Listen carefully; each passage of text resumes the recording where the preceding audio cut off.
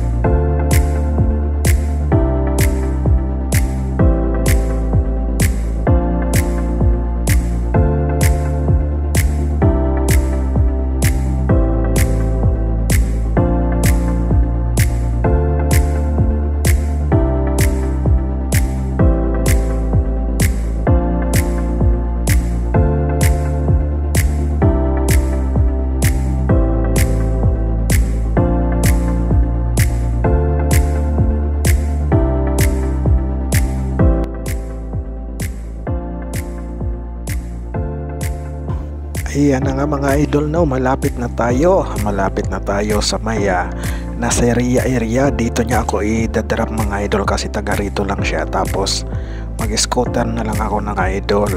Ayan, thank you for watching mga idol. Ingat po tayo lagi and shout out sa Team Kapuso at shout out sa lahat ng aking mga subscriber. Maraming salamat sa suporta nyo mga idol, at lalong lalo na po sa aking mga kapwa OFW.